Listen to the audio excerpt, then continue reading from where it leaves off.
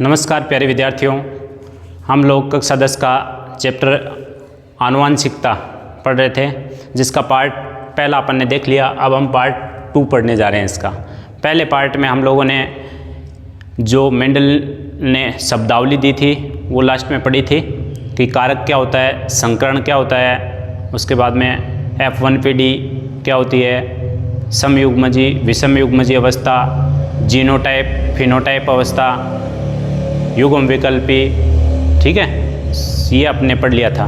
अब अपन अगला जो अपना टॉपिक शुरू करने जा रहे हैं वो है मेंडल के वंशागति के नियम। मेंडल के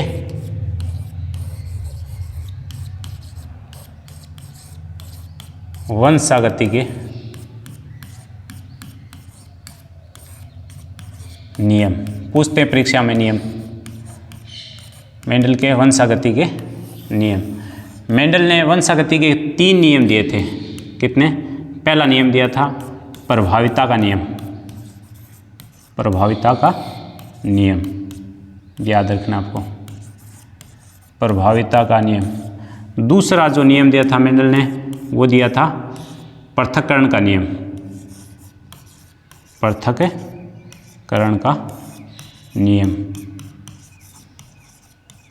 इसको बोलते हैं। इसका दूसरा नाम है युग्मकों की शुद्धता का नियम। युग्मकों की शुद्धता का नियम।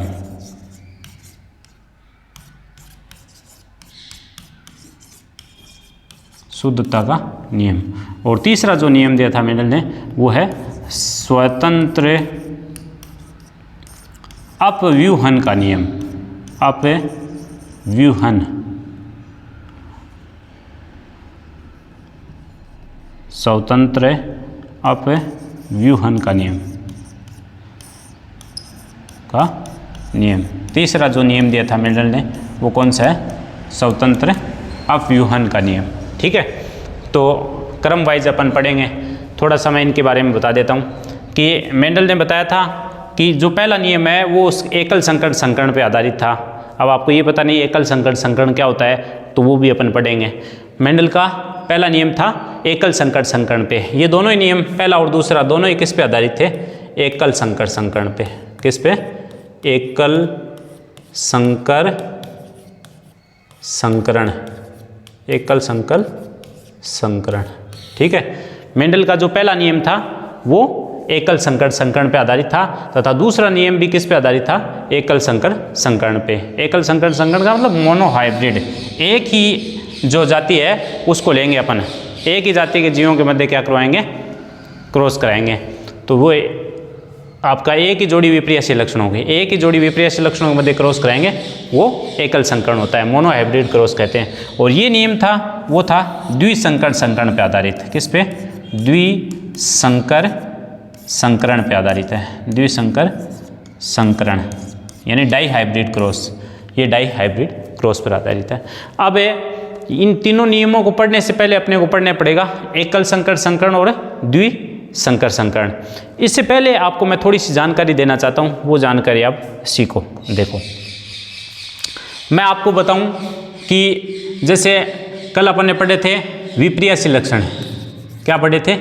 विपर्यासी लक्षण। विपर्यासी लक्षण या विपर्यासी रूप। विपर्यासी का मैंने आपको बताया था विपरीत लक्षण। जैसे मैं आपको कह दूं विपरीत लक्षण, मैं आपको कह दूं कि एक पौधा लंबा है। कैसा पौधा है? लंबा पौधा है। तो लंबे पौधे को हमने मान लो ले लिया टी से प्रेजेंट करते हैं। लंबे पौधे का जीन क्या है? टी है, लेकिन जीन हमेशा जोड़े के रूप में रहता है। जीन हमेशा क्या रहता है? जोड़े के रूप में रहता है, ध्यान रखना।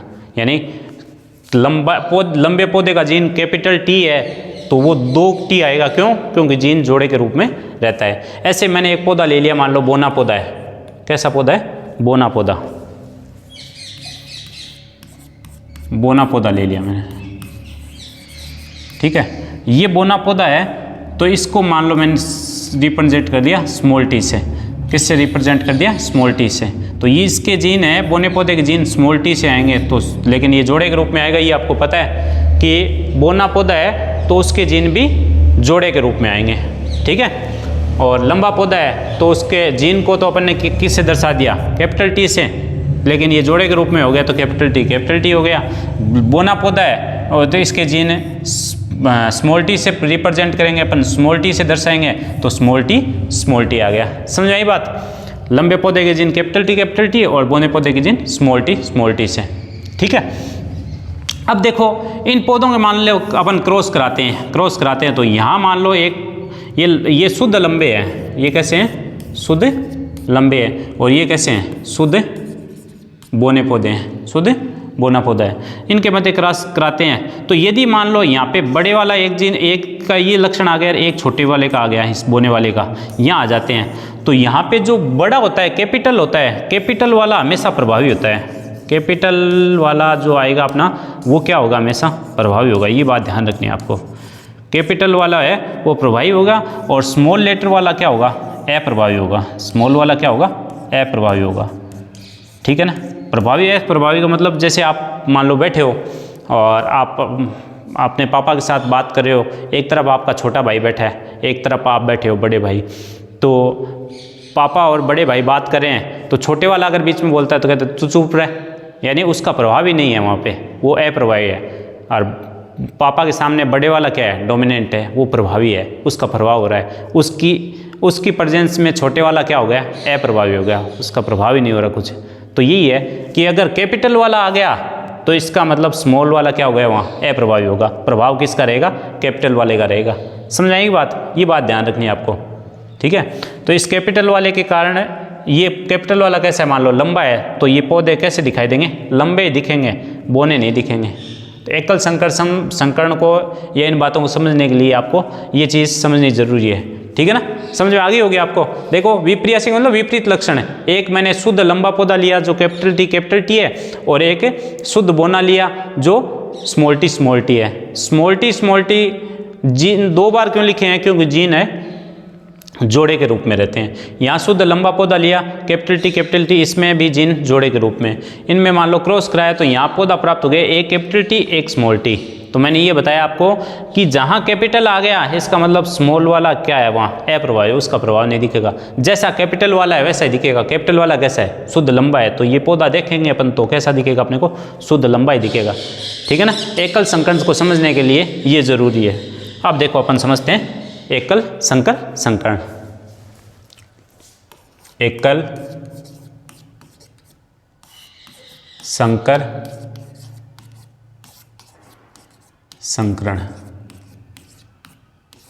एकल संकरण जिसको मोनो हाइब्रिड क्रॉस कहते हैं। मोनो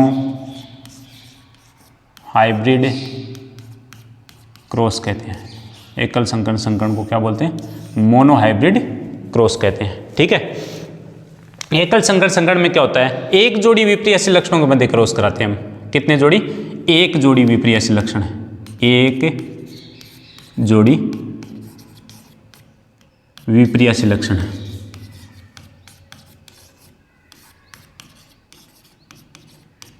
लक्षण के मध्य क्रॉस, एक जोड़ी विपर्यासी लक्षण के मध्य क्रॉस। विपर्यासी का मतलब विपरीत। जैसे मैंने यहां ले लिया शुद्ध लंबा पादप, कैसा ले लिया, शुद्ध लंबा पौधा ले लिया, शुद्ध लंबा पौधा,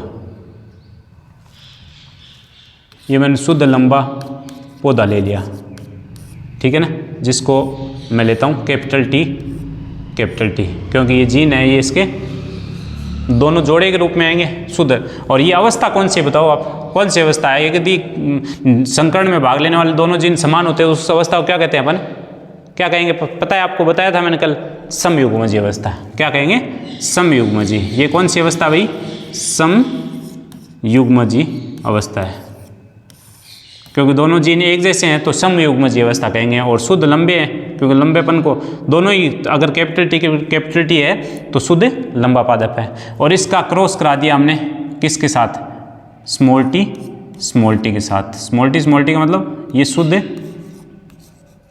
बोने पादप हो गया, शुद्ध बोने पौधे, वो लंबे थे, ये शुद्ध। ये भी अवस्था कैसी है? समयुग्मजीय अवस्था है। कैसी अवस्था है? समयुग्मजीय अवस्था है, समयुग्मजीय अवस्था है। ठीक है ना। शुद्ध लंबा पौधा समयुग्मजीय कैपिटल टी, शुद्ध बौना पौधा समयुग्मजीय स्मॉल टी। ये कौन है? जनक है। ये कौन से पौधे? जनक है, यानी भाग ले रहे हैं संकरण में, क्रॉस करवा रहे हैं अपन इनके मध्य क्रॉस करवा रहे हैं, भाग ले रहे हैं संकरण में। तो ये माता पिता हो गए, जनक हो गए। अब इनसे क्या बनेगा? इनसे बनेंगे युग्मक। क्या बनेगा? युग्मक बनेगा भाई। तो इसका युग्मक बन जाएगा, एक ले लेंगे दोनों में से, कैपिटल टी, और इसका युग्मक बन जाएगा आपके स्मॉल टी। क्या बन जाएगा? कैपिटल टी और एक का स्मॉल टी बन जाएगा। अब इन दोनों के मध्य निषेचन होगा, तो ये जो पहली पीढ़ी बनेगी, यानी जनक के मध्य क्रॉस से अपने पढ़ा था, निषेचन से जो पहली पीढ़ी बनती है उसका नाम लेते हैं अपन F1 पीढ़ी। क्या बोलते हैं उसको? F1 पीढ़ी। तो यहाँ पे F1 पीढ़ी कौन सी बन गई? एक कैपिटल टी और एक स्मॉल टी। एक कैपिटल टी आ गया और एक तरफ से स्मॉल टी आ गया। समझ आया इतना?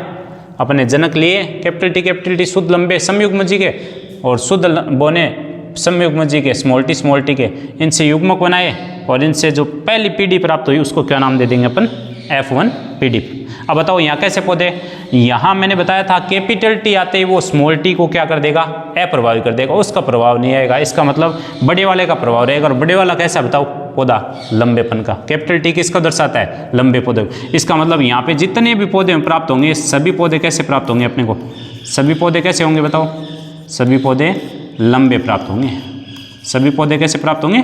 लंबे। और अवस्था कौन सी आ जाएगी? एक जीन अलग आ गया, एक जीन अलग आ गया। एक कैपिटल टी का आ गया, एक स्मॉल टी का। संकरण में भाग लेने वाले जीन दोनों कौन सी अवस्था में आ गए? एक कैपिटल टी, एक स्मॉल टी। तो अवस्था हो गई आपकी विषम युग्मजीय। कौन सी हो गई? विषम युग्मजीय। विषम युग्मजीय अवस्था हो गई। ठीक है ना। तो यहाँ तक समझ में आ गया होगा आपको कि शुद्ध लंबे पौधे और शुद्ध बौने पौधे समयुग्मजीय के मध्य क्रॉस करवाया जनकों के मध्य, तो युग्मक बना। और F1 पीढ़ी में जो पौधे प्राप्त हुए सारे लंबे हुए, वो किस कारण से हुए? इस कैपिटल टी के कारण हुए। कैपिटल टी ने इस बोने वाले के प्रभाव को क्या कर दिया? छुपा दिया इसको। और स्मॉल टी का प्रभाव है वो प्रभावी है। इसके कारण यहाँ पे सारे पौधे लंबे प्राप्त हुए और विषम युग्मजीय अवस्था में हो। अब आगे देखो, इसको अपन आगे समझते हैं। एकल संकरण को अपन समझते हैं, आगे देखेंगे अपन। अब मैं क्या करता हूँ, ये जो F1 पीढ़ी है उसके मध्य स्वपरागण करवाता हूँ। F1 पीढ़ी के मध्य स्वपरागण, F1 पीढ़ी के मध्य स्वपरागण कराता हूँ, सेल्फ पॉलिनेशन कराता हूँ। स्वपरागण है। स्वपरागण का मतलब उसी के साथ संकरण। ये जो F1 पीढ़ी अपने को प्राप्त हुई है, इनके मध्य स्वपरागण का मतलब उसी के साथ संकरण करवाते हैं। तो ये आपकी आ गई कैपिटल टी स्मॉल टी। ये तो आई F1 पीढ़ी, ये तो आई। इसमें खूब सारे पौधे हैं, मैंने तो एक पौधे का उदाहरण दे के बताया आपको। खूब सारे पौधे ऐसे प्राप्त होते हैं। तो इसका और इसी के साथ मतलब ऐसा ही दूसरा पौधा लेंगे, तो ये क्या हो गया? इनके मध्य स्वपरागण। स्वपरागण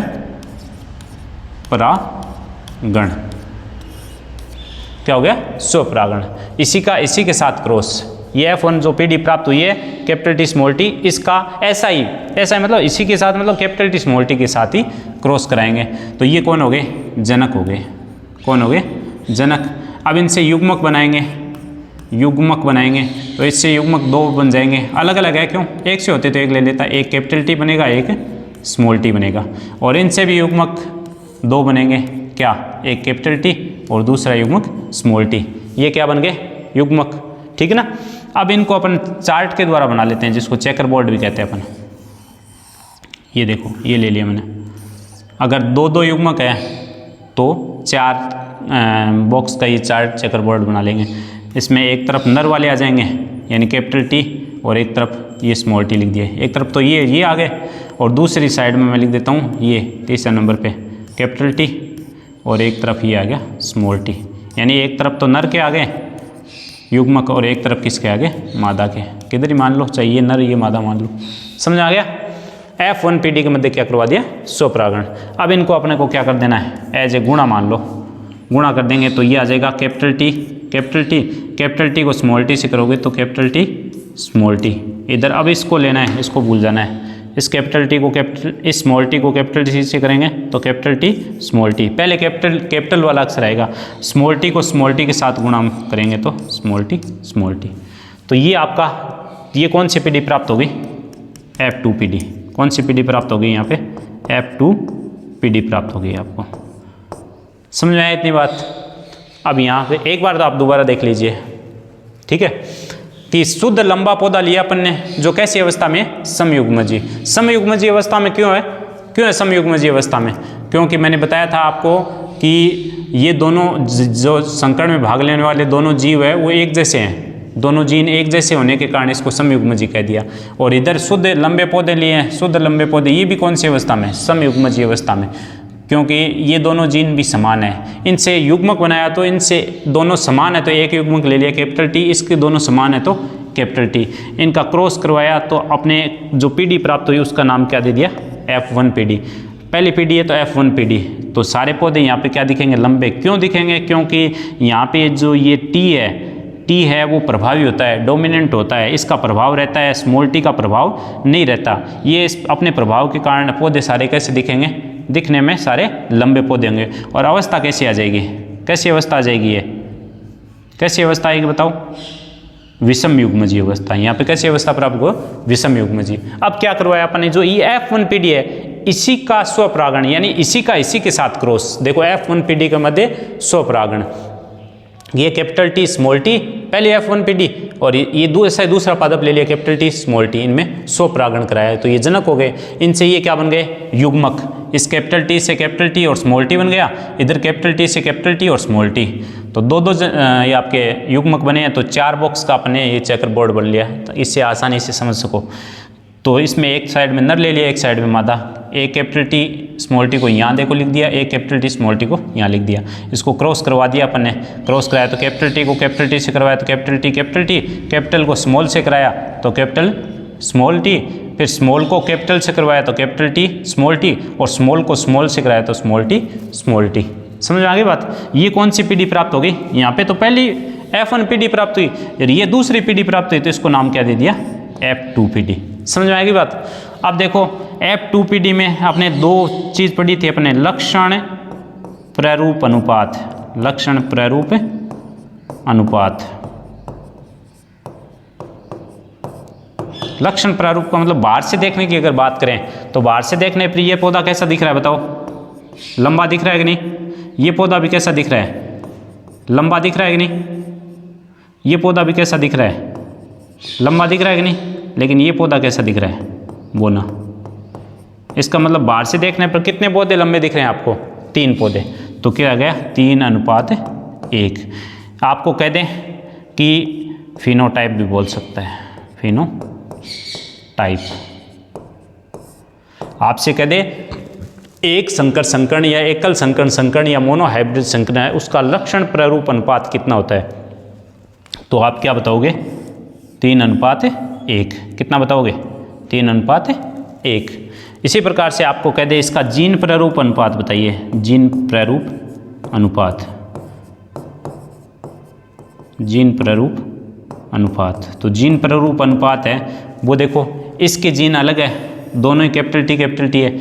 यहाँ पे देखो ये दोनों समान है, ये दोनों समान है, और इसके अलग है। तो देखने पर एक तो ये आ गया, ये दोनों समान हो गए तो इसको 2 लिख दिया, और लास्ट में ये अलग है। तो जीन प्रारूप अनुपात देखें तो कितना आ जाएगा, 1:2:1। एक ये दोनों लंबेपन के जीन है, इसमें एक लंबे का एक बोने का, इसमें भी एक लंबे पौने का, लंबे पौने के कितने हो गए, 2, और ये दोनों बोने गए तो 1। तो 1:2:1। समझ में आ गया बात। तो लक्षण प्रारूप अनुपात हो गया 3:1, और जीन प्रारूप अनुपात हो गया 1:2:1। बोलो यहाँ तक आपके एकल संकट समझ में आ गया, एकल संकट संकरण समझ में आ गया। अब इसके मेंडल के नियम आसानी से आप समझ पाओगे, मेंडल का जो नियम है वो आसानी से समझ पाओगे आप। ये समझ में आ गया होगा आई होप।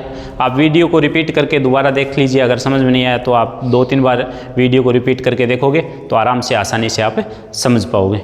अब अपन पढ़ते हैं मेंडल के जो नियम है वो देखो।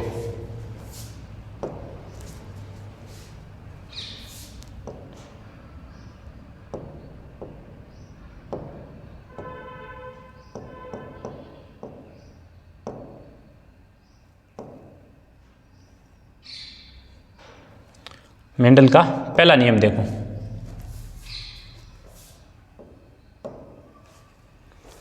मेंडल का जो पहला नियम है वो प्रभाविता का नियम।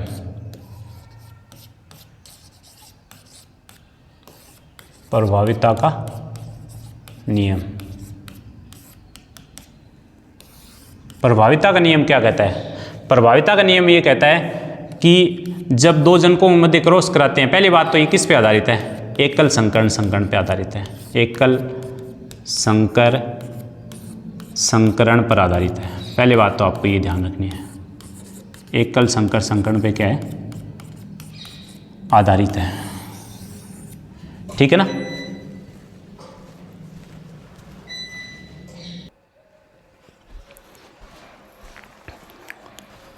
मेंडल का जो प्रभाविता का नियम है वो एकल संकर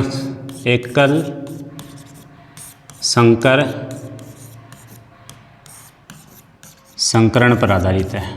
पहली बात तो ये क्या ध्यान रखना आपको, मेंडल का जो प्रभाविता नियम है किस पे आधारित है? एकल संकर संकरण पे आधारित है। अपन ने पढ़ा था एकल संकरण में जो पौधे F1 पीढ़ी में अपना प्रभाव दिखाते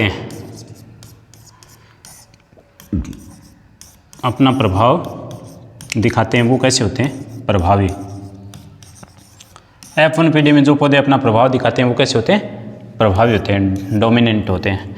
और F1 पीढ़ी में जो पौधे अपना प्रभाव नहीं दिखाते हैं,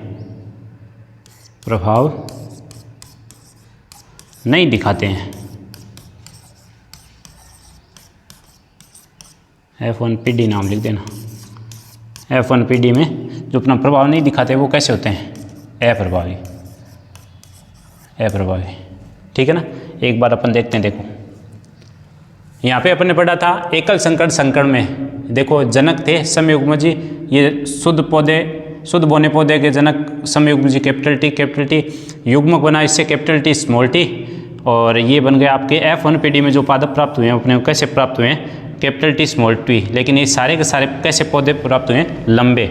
यहाँ पे F1 पीढ़ी में इसका प्रभाव है और इसका प्रभाव नहीं है, यानी ये अप्रभावी हो गया, ये अपना प्रभाव नहीं दिखा पाया, ये अपना प्रभाव दिखाया है, जिसके कारण सारे पौधे कैसे हुए? लंबे। तो मेंडल का यहाँ तक का जो नियम है, यहाँ तक का जो भाग है वो पहले नियम पर आधारित है कि मेंडल के इस नियम के अनुसार मेंडल ने बताया कि जब दो जनकों के मध्य क्रॉस करवाया जाता है तो उनकी F1 पीढ़ी में जो पौधे अपना प्रभाव दिखाते हैं वो तो कैसे होते हैं? प्रभावी होते हैं, और जो अपना प्रभाव नहीं दिखाते वो कैसे होते हैं? अप्रभावी होते हैं। उसे क्या कहते हैं हम? प्रभाविता का नियम। ये बात बताई मेंडल ने कि ये प्रभाविता का नियम किस पर आधारित है? पहली बात एकल संकर संकरण पर आधारित है। पहले तो ये याद रखना आपको। आपसे पूछ ले प्रभाविता का नियम किसे कहते हैं, तो आप बताओगे कि यह नियम एकल संकर संकरण पर आधारित है। इस नियम के अनुसार जो पौधे F1 पीढ़ी में अपना प्रभाव दिखाते हैं वो कैसे होते हैं? प्रभावी होते हैं, और जो पौधे F1 पीढ़ी में अपना प्रभाव नहीं दिखाते हैं वो कैसे होते हैं? अप्रभावी होते हैं। इसे प्रभाविता का नियम कहते हैं। समझ में आ गई होगी आपको परिभाषा? ठीक है। यहाँ पे F1 पीढ़ी में देखो ये सारे पौधे हैं, उनमें से कैपिटल टी के कारण ये सारे के सारे जितने पौधे प्राप्त हो रहे हैं वो सारे के सारे कैसे हो रहे हैं? लंबे हो रहे हैं। इसका मतलब F1 पीढ़ी में ये प्रभाव दिखा रहा है अपना, और ये अपना प्रभाव नहीं दिखा रहा, तो ये प्रभावी हो गया, ये नहीं दिखा रहा वो अप्रभावी। इसको पूरे को बोलते हैं प्रभाविता का नियम। दूसरा जो अपना नियम है वो समझो। देखो वो नियम क्या है? पृथक्करण का नियम। कौन सा नियम है? पृथक्करण का नियम,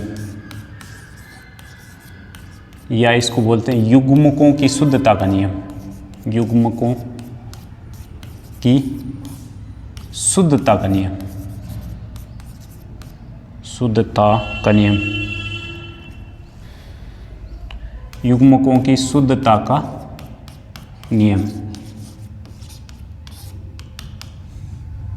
पृथक्करण का नियम या युग्मकों की शुद्धता का नियम। ठीक है, अब देखो ये भी किस पे आधारित है, पहली बात एकल संकर संकरण पर आधारित है। किस पे आधारित है, एकल संकर संकरण पर आधारित है। ठीक है, पृथक्करण का नियम है या युग्मकों की शुद्धता का नियम है, वो भी एकल संकर इस पे आधारित है, एकल संकर संकरण पे, मोनोहाइब्रिड क्रॉस पे। और जो प्रभाविता का नियम था वो भी एकल संकर संकरण पे आधारित है। ये नियम क्या कहता है, ये नियम कहता है कि जो F1PD में जो F1PD है, उस F1PD में जो दोनों युग्मक थे वो अलग अलग थे दोनों। देखो ये साथ साथ थे दोनों, ये युग्मक कैपिटल T लंबे का साथ है, बोने का साथ साथ है। F1PD में ये दोनों युग्मक क्या है, साथ साथ है। लेकिन F2PD में जाते ही ये क्या हो जाते हैं, ये अलग अलग हो जाते हैं। एक कैपिटल T में हो जाता है, एक स्मॉल t में हो जाता है। एक कैपिटल T में, एक स्मॉल t में। तो यहाँ पे ये क्या हो जाते हैं, यहाँ जाते हैं अलग अलग हो जाते हैं, पृथक हो जाते हैं। अलग अलग को अपन क्या करते हैं, पृथक बोलते हैं ना, पृथक हो जाते हैं। समझ आएगी बात में, क्या बताया पृथक्करण का नियम, कि यह नियम भी एकल संकर संकरण पर आधारित है। इसने बताया कि F1PD में जो दोनों युग्मक साथ साथ थे वो F2PD में जाते क्या हो जाते हैं, अलग अलग हो जाते हैं, ये पृथक हो जाते हैं, इसलिए इसको बोलते हैं पृथक्करण का नियम। और युग्मक यहाँ शुद्ध भी हो गए, कैपिटल T लंबेपन का शुद्ध हो गया, बोनेपन का शुद्ध हो गया, तो इसलिए इसको बोलते हैं युग्मकों की शुद्धता का नियम। एक बार मैं आपको दिखाता हूँ, देखो एकल संकरण में यहाँ देखिए आप, यहाँ पे ये दोनों F1PD में देखो दोनों एक साथ है, कैपिटल T यानी लंबा, शुद्ध लंबा भी साथ में, शुद्ध बोना भी साथ में। लेकिन जैसे F1PD के मध्य अपने स्वपरागण करवाया, स्वपरागण कराने के बाद में इनके युग्मक बने, और यहाँ ये पीडी कौन सी आई थी अपनी, F2PD। कौन सी आई थी, F2PD। जैसे ही F1PD में स्वपरागण करवाया, F2PD प्राप्त हुई, तो यहाँ देखो शुद्ध लंबा अलग हो गया और शुद्ध बोना अलग हो गया, पृथक हो गए। इसलिए इस नियम को क्या कह दिया, पृथक्करण का नियम। या युग्मक, इनके युग्मक बनेंगे तो इसका स्मॉल t बनेगा, इसका कैपिटल T बनेगा। ठीक है ना, तो युग्मक भी अलग अलग बनेंगे, तो युग्मकों की शुद्धता का नियम भी बोलते हैं इसको। ठीक है, तो ये नियम था आपका कौन सा, पृथक्करण का नियम। कौन सा नियम, पृथक्करण का, या युग्मकों की शुद्धता का नियम। क्या कहेंगे अपन, समझ में आ गया होगा कि यह नियम भी एकल संकर संकरण पर आधारित है। इस नियम के अनुसार F1PD में जो पौधे साथ साथ थे वो पौधे F2PD में जाते क्या हो गए, अलग अलग हो गए, देखो पृथक हो गए। इसलिए इस नियम को बोलते हैं पृथक्करण का नियम। यहाँ युग्मक बनाएंगे तो इसका बनेगा युग्मक कैपिटल T, यहाँ इसका बनाएंगे तो इसका स्मॉल t। युग्मक भी देखो शुद्ध बन रहे हैं, लंबेपन का अलग बन रहा है, बोनेपन का अलग हो रहा है, इसलिए इसको बोलते हैं युग्मकों की शुद्धता का नियम। समझ आ गया, देखिए PDF के माध्यम से इनको नियमों को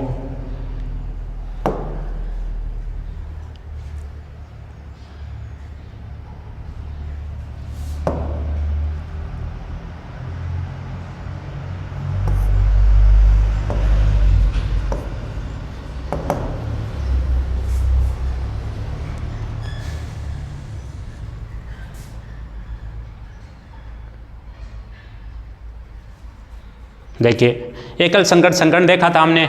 एकल संकर संकरण क्या होता है, इससे पहले 1 मिनट आप देख लीजिए मेंडल के वंशागतिकी के नियम। कि मेंडल ने वंशागतिकी के 3 नियम दिए थे, प्रभाविता का नियम, पृथक्करण का नियम जिसको युग्मकों की शुद्धता का नियम भी कहते हैं, और तीसरा दिया था स्वतंत्र अपव्यूहन का नियम। अब पहले प्रभाविता का नियम पढ़ने से पहले अपन ने पढ़ा था एकल संकर संकरण। मैंने आपको बताया था एकल संकर संकरण में एक जोड़ी विपरीत सीमित लक्षणों के मध्य क्रॉस करवाते हैं। अपन ने जनक लिया, समयुग्मजीय अवस्था में सभी पौधे लंबे लिए थे कैपिटल टी, और इधर समयुग्मजीय अवस्था में बोने पौधे लिए थे स्मॉल टी। इनसे जीन कह दो या युग्मक कह दो, कैपिटल ये आपके बना कैपिटल टी और इसका युग्मक बना स्मॉल टी। इनके मतलब क्रॉस कराया तो आपकी पीडी प्राप्त कौन सी हुई, F1PD। पहली पीडी उसका क्या नाम बोलोगे आप, F1PD। तो F1PD में देखो विषम युग्मजीय अवस्था में सभी पौधे कैसे हो गए, लंबे, क्योंकि एक कैपिटल टी है एक स्मॉल टी है। इस कैपिटल टी के कारण और ये लंबे पौधे प्राप्त हुए हैं। ठीक है, अब अपन ने इसके साथ क्या कराया, स्वपरागण करा दिया। क्या करा दिया, स्वपरागण करा दिया। स्वपरागण अपन कराते हैं तो एक साइड में अपन ने नर ले लिया, एक साइड में मादा ले ली, और इनके मध्य स्वपरागण कराया तो ये इनके युग्मक बन गए, एक कैपिटल टी एक स्मॉल टी, इधर इनके युग्मक कैपिटल टी स्मॉल टी। ठीक है, तो ये क्रॉस कराने पर ये आ गया कैपिटल टी, ये आ गया कैपिटल टी स्मॉल टी, इधर कैपिटल टी स्मॉल टी, इधर स्मॉल टी स्मॉल टी। तो F2PD में यहाँ पे देखो लंबे कितने दिखे अपने को, 3, तो 3:1 हो गया, और जीन प्रारूप अनुपात कितना हो गया इसका, 1:2:1। समझ में आ गया होगा सबको। अब इसके आधार पर पहला नियम था, पहला नियम क्या था, प्रभाव्यता का नियम। यह नियम एकल संकर संकरण पर आधारित था। कौन से संकरण पर था, एकल संकर संकरण पर आधारित था। इस नियम के अनुसार F1PD में जो अपना प्रभाव उत्पन्न करता है उसे तो हम प्रभावी लक्षण कहते हैं, और जो लक्षण अपना प्रभाव उत्पन्न नहीं करता है उसे अप्रभावी कहते हैं। इसे ही मेंडल का प्रभाविता का नियम कहते हैं। मेंडल का जो प्रभाविता का नियम क्या कहता है कि यहाँ पे दोनों के मध्य क्रॉस कराया तो F1PD में सारे पौधे लंबे होते हैं, इसका मतलब ये प्रभावी हो गया और ये अप्रभावी हो गया। कैपिटल टी प्रभावी, ये अप्रभावी। इसने अपना प्रभाव दिखाया, इसने अपना प्रभाव नहीं दिखाया। तो जो पौधे अपना प्रभाव दिखाते हैं वो तो होते हैं प्रभावी, जो अपने प्रभाव नहीं दिखाते हैं वो अप्रभावी। ये प्रभाविता का नियम। फिर दूसरा पृथक्करण का नियम क्या कहता है, पृथक्करण का नियम कहता है, ये नियम भी एकल संकर संकरण पर आधारित है। पहली बात तो दोनों में ये लिखनी है। इस नियम के अनुसार क्या कहता है, इस नियम के अनुसार F1PD के पौधे दोनों विपरीत लक्षण जोड़े के रूप में विद्यमान रहते हैं। F1PD में देखो यहाँ पे दोनों लक्षण है, जोड़े के रूप में है। F1PD में देखो कैपिटल टी स्मॉल टी है कि नहीं, जोड़े के रूप में है जो, लेकिन F2PD में ये पृथक पृथक हो जाते हैं। जैसे F2PD में जाते हैं तो ये अलग अलग हो जाते हैं, पृथक पृथक हो जाते हैं, इसलिए इसे पृथक्करण का नियम कहते हैं। यहाँ देखो F2PD में आता है ये शुद्ध लंबा का आ गया, ये शुद्ध बोने का आ गया, अलग अलग हो गए ना, इसलिए इसको बोलते हैं पृथक्करण का नियम। तो ये दोनों अपने नियम पढ़ लिए।